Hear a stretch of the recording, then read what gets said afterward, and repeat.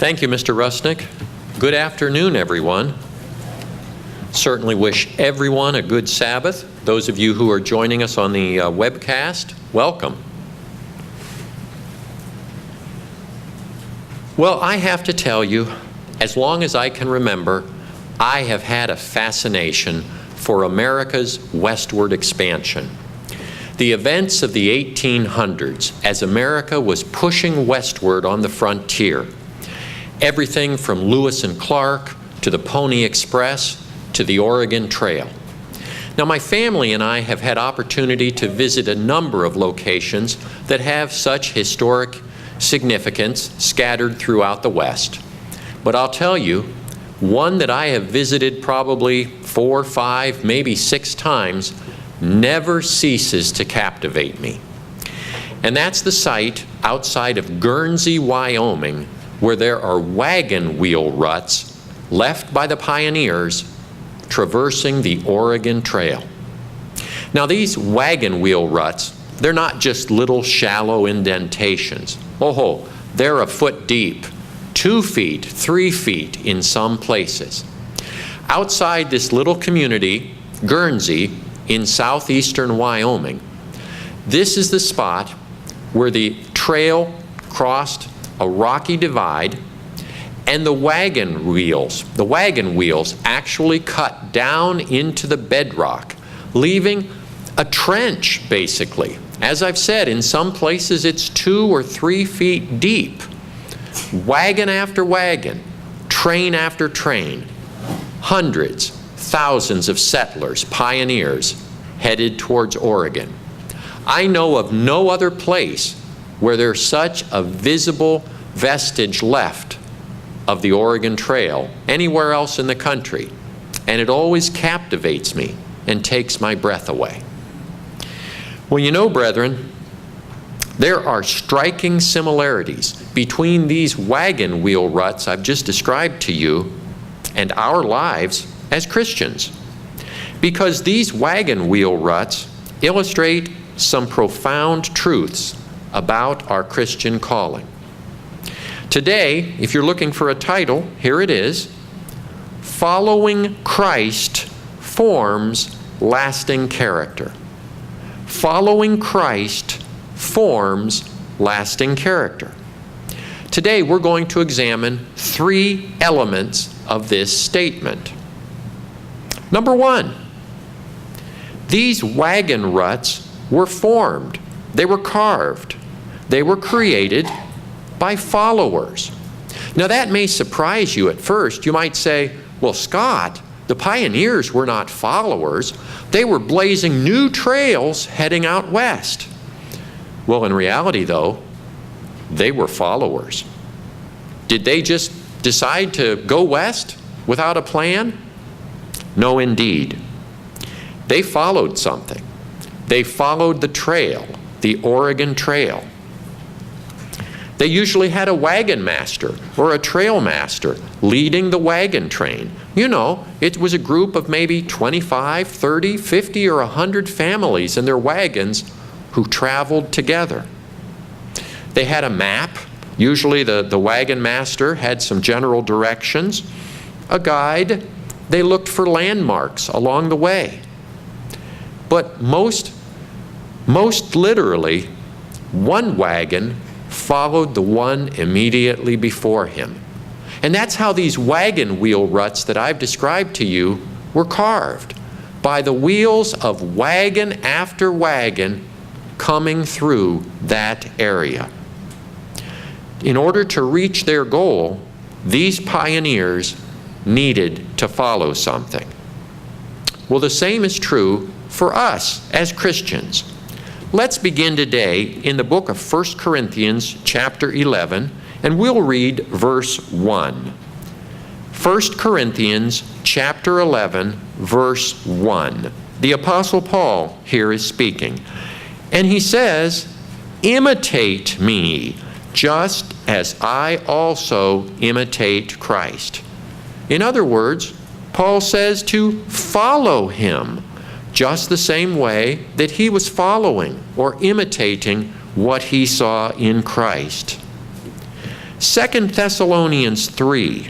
Let's look at verse 7. 2 Thessalonians chapter 3 and verse 7. Again, Paul is the author here. Notice he says,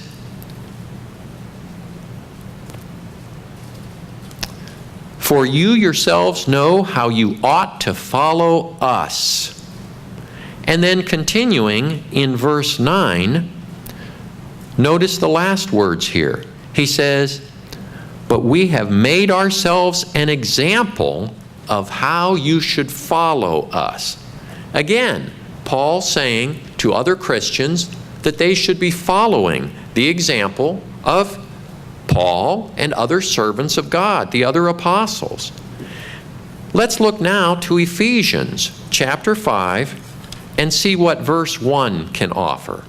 Ephesians 5, verse 1, still the Apostle Paul, and he says, "Therefore, brethren, be followers of God as dear children." Be followers of God. Well, Christ said very plainly, he and his Father are one, so following God is going to get you the same place as following Christ. Quite clearly, Paul says we need to be following Christ, following God, following the instructions that they have given to us. All right. That's point one. These wagon ruts were formed by followers, and we as Christians also need to know how to follow. Point two, the wagon ruts were formed as a result of effort. These wagon ruts were carved. They were formed through hardship, difficulty, and challenges. Pain, suffering, blood, sweat, and tears. We've all probably seen movies, read books, or seen television shows depicting these pioneers on wagon trains, wagon drives. They took months long, months, weeks and weeks. It wasn't just something that happened over the weekend. No, for weeks and weeks and for months, these settlers, these pioneers, would endure hard conditions. You know, I've always found it interesting the way some of the pioneer women would keep diaries, talking about the tragedies, the difficulties that they encountered, talking about river crossings. Sometimes people drowned. Talking about sickness, illness, and fever. They often had to bury some people along the way. Sometimes they encountered hostilities, savage Indians, highwaymen. Sometimes there was no water. They faced drought and difficulty.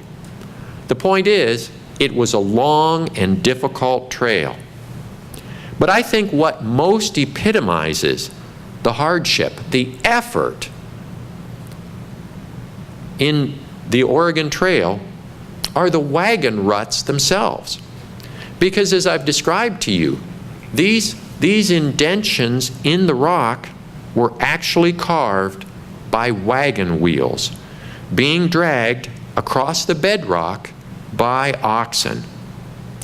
Lots of friction, lots of challenge, lots of hardship.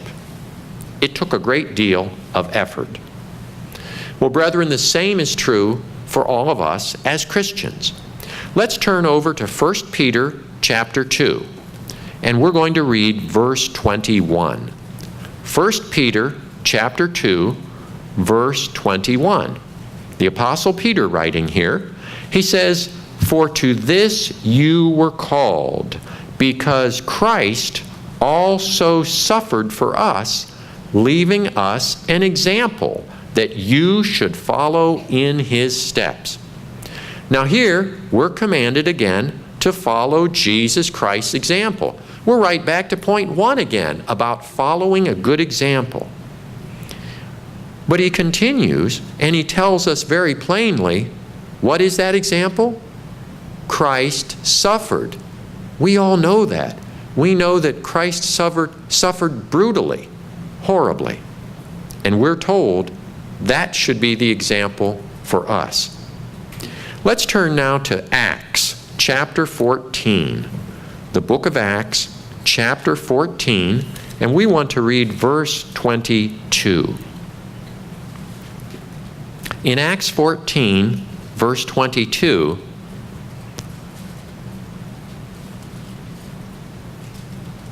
we read, "Strengthening the souls of the disciples, exhorting them to continue in the faith, and saying, we must through many tribulations enter the kingdom of God." Did you catch that? We must through many tribulations, not just a few, but many tribulations, we're told, will make it to God's kingdom. Tribulations, hardship, effort. Turning over just a few pages to Acts 20, let's read a couple more verses here, starting in verse 18. Acts chapter 20, verse 18. Paul here speaking, or we're being told about Paul. When they had come to him, he said to them, "You know from the first day that I came to Asia in what manner I always lived among you." Verse 19, "Serving the Lord with all humility, with many tears and trials which happened to me by the plotting of the Jews." Here, Paul describes how he served God with many tears, many trials. Sounds a lot like those pioneers carving those wagon wheel ruts. Let's turn now to the book of James, chapter 5, and look at verse 10, because James adds something further. In James 5, verse 10, James says, "My brethren, take the prophets who spoke in the name of the Lord as an example of suffering and patience." See, again, he goes back to that word example, following an example left by somebody else. But what is that example? It's one of patient suffering. The Oregon Trail was long. It was arduous. It was something to which the pioneers really needed to be committed and devoted. Well, likewise, God's followers will encounter many challenges and difficulties requiring them to expend effort, to endure, to carry on. Finally, point number 3.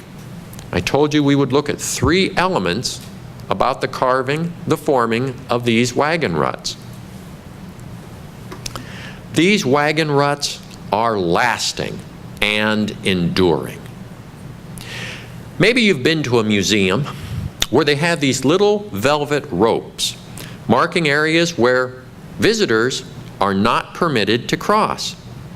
Sometimes there are signs saying, "Don't touch." Documents like the Declaration of Independence are not available for us to just go and handle. If we went to Washington this afternoon and said, "We're here to look at the Declaration of Independence," I have a hunch we would be told, "Well, you'll see it over here, but it's behind glass. It's probably in a climate-controlled container." Why? Well, they want to preserve it and protect it. It's over 200 years. What now, 240 years old? And they're probably concerned that it would be fragile, and they wouldn't let us just handle it for fear that it would crumble. And they want to protect it and preserve it. And so they wouldn't let us actually just touch it or handle it. No, indeed. But not these wagon ruts. These wagon ruts are just out in the country. There's no attendant there. My family and I have been there when we are the only people there. There's a little parking lot. It's a small section. I suppose the whole thing might occupy 1 acre, maybe 2. They've built a sidewalk all the way around it. You can easily traverse it in, 10 minutes, maybe 15. Watch out for rattlesnakes, because it is Wyoming and it's out in the desert. There are signs there telling you about the Oregon Trail, similar to the things that I have shared with you today. I think they have a couple bathrooms or latrines, and that's it. There's no fences or anything saying, you cannot come over here. No, it's not like that. You can walk through the wagon ruts. I brought several pictures with me today for any of you who would like to see. Come to my seat afterwards and I'll be happy to show you. There's a picture of me standing among them, so it'll give you an idea just exactly how deep these ruts are. But no one precluded me from walking down into them. There's no sign saying, ladies, no high heels here. We don't want to do anything to harm the rock here. It's not like walking on a parquet floor. No, nothing like that. Why do you suppose that is? Because these ruts are enduring. They're lasting. They've stood the test of time. They probably look pretty much now like they did 100 and maybe 50 years ago when that last wagon train rolled through those trenches. They haven't changed. They're lasting. Well, the same, brethren, is also true for Christian character. Let's turn over to 1 Peter. It's not far. We're in James right now. 1 Peter chapter 3. We're going to read verses 1 through 5. In 1 Peter 3, verse 1, Peter writes this: "Likewise, you wives, be submissive to your own husbands, that even if some do not obey the word, they without a word may be won by the conduct of their wives, when they observe your chaste conduct accompanied by fear. Do not let your beauty be that outward adorning of arranging the hair, wearing of gold, or putting on of fine apparel, but let it be the hidden person of the heart, with the incorruptible ornament of a gentle and quiet spirit, which is very precious in the sight of God. For in this manner, in former times, the holy women who trusted in God also adorned themselves, being submissive to their own husbands." All right. Ladies, I have no axe to grind with women or with wives. I assure you, I live with a house full of women. I like girls. I have just read what is contained in the passage here. This sermon is not about submission. It's not. And men, I see a few little grins around the room. Let me just tell you, the women haven't cornered the market here, because Peter did not forget about the men. Let's turn over just one page, at least in my Bible it's just one page, to read 1 Peter chapter 5, verse 5. Peter writes, "Likewise, you younger people, submit yourselves to your elders. Yes, all of you be submissive to one another, and be clothed with humility." Here Peter instructs everyone. He says all people to be submissive to one another with humility. But it's not just Peter. Paul gets in on the act too. Hold your finger here in Peter, because we're coming right back. Turn back to Ephesians chapter 5, verse 21. Ephesians 5, verse 21. Notice here, Paul says, submitting to one another in the fear of God. Well, I told you to hold your finger in Peter. I hope you did. I just lost my spot. But it's still there. Paul also here instructs all people likewise to submit to one another. Okay, I just told you this sermon is not about submission. But clearly, I just want to make the point. These words here instructing God's people to be submissive to be humble apply to everyone, not just the women. That's important because I don't want any of us to get tripped up here on what we need to read next. I told you to hold your spot in 1 Peter chapter 3. We're going to go back to verse 3 because here Peter writes a gold nugget. It's one that we need for this message today. In verse 3 of chapter 3, notice Peter here says to the women, "Do not let your beauty be that outward adorning of arranging the hair, of wearing gold, or of putting on fine apparel." Ladies, there's nothing wrong with you fixing your hair, putting on a nice dress, maybe some nice jewelry. I'll tell you, we like to see you that way very much. I told you, I live with a house full of pretty women. There's nothing wrong with that. But what Peter is saying here, he's saying that actually you're trying to look your best, but when you do that, you're going to strike out. That might be your second best. He says your very best, cream of the crop, the way you're really going to look your very best, he says that's over in the next verse, verse 4. Verse 4.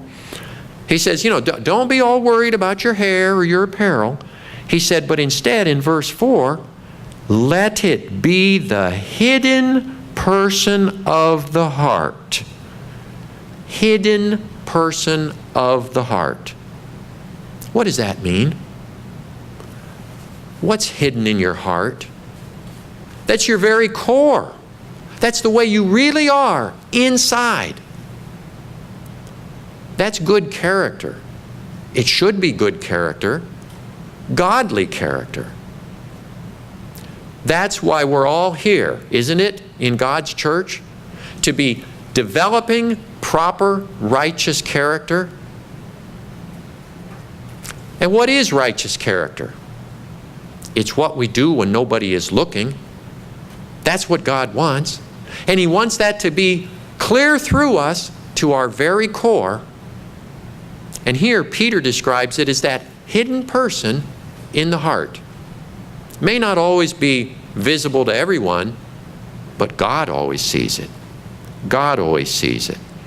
He continues there talking about a gentle and quiet spirit. He continues as well saying, this is very precious in the sight of God. So clearly, brethren, God likes this. He wants this. You're hitting a home run when you do this as far as God is concerned. Okay? I've spent a lot of time here just trying to make sure that we all can get the message on this. Good character, the way we really are deep inside, that's good. God calls it precious. But there's one more word here we dare not miss.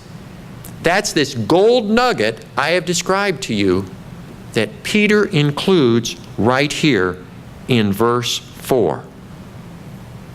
He calls it the incorruptible ornament. The margin renders that imperishable. We use those words sometimes. Corruptible. What's wrong if something is corrupted? Sometimes when I'm working on the computer, I'll get a message that says, data error, file corrupted, not available. Mr. Hirschberger at the back, I think he does a lot of work with computers, and I have a strong suspicion that he strives very hard to make sure that his data remains free from error or corruption. And I would imagine that if I were to ask him right now if he wants his data to become corrupted, I think he'd probably shake his head no. And I see that back there right now. Thank you, Mr. Hirschberger. He doesn't want his data to become corrupted. He wants it to be incorruptible, protected. Or right now we're going through a heat wave. If we go to the grocery store and bring home some groceries, what's the first thing we try to do? Get them out of the hot car, into the house, especially those that are perishable. What if you bought ice cream or milk or some of the produce. You say, get them out of the hot car before they perish and get them inside where it's cool. Well, here, Peter describes this hidden person of the heart, this precious, godly character, as being incorruptible, imperishable. Or in other words, it's lasting, it's enduring. It's just like those wagon ruts I've described to you today. I remember one time when we visited these wagon ruts. I hurried on ahead. I was eager to see them. And I hurried back to the van. I think Sherry was still getting the girls out of the van. And I told her, oh, come, you've got to see this. And my wife said, I'm coming. I've seen them before. But I told her, you haven't seen them like this. And when she made her way back to the trail, she saw what I meant. Because the wind had blown 60, 80, maybe 100 tumbleweeds down into these ruts that I've described to you. They were caught down there. Tumbleweeds. And it was a wondrous sight. And of course, the next time we came back, a couple years later, they were long gone.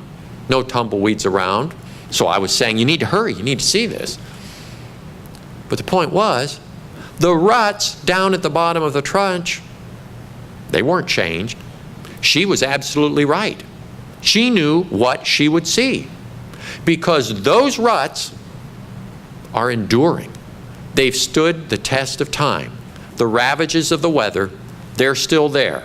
They're etched in bedrock. Peter has here described this hidden person of the heart, this inner core, this precious godly character that Christians today are seeking to build as being the same way. Incorruptible, imperishable, lasting, and enduring. It's very much like those wagon ruts that survive the test of time and serve today as a witness of those pioneers who formed them. Brethren, today we've discussed these Oregon Trail wagon ruts. We've discussed the way they were formed in bedrock by pioneers who, number one, knew how to follow. They knew how to follow the trail boss, the wagon master, their guide, the wagon in front of them. Secondly, they expended efforts. They endured hardship and suffering, weather, environment, wild animals, illness. And thirdly, those ruts that were carved there in the Wyoming rock have been lasting and enduring. We can still see them today. As I mentioned, I brought some photos with me. I hope any of you interested will stop by my seat afterwards to look at them. I don't think you'll be disappointed. But brethren, just like these wagon ruts, we as Christians need to follow. We need to follow Jesus Christ, His instructions as recorded in His Word and as passed along today through His servants in His church.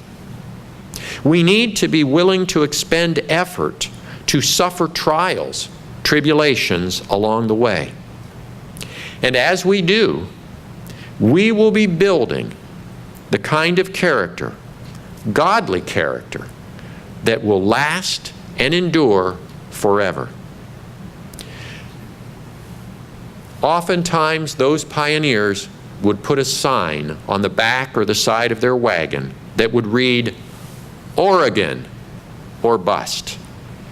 And that meant we're committed, we're devoted to going to Oregon, or we're going to bust. We're going to die trying.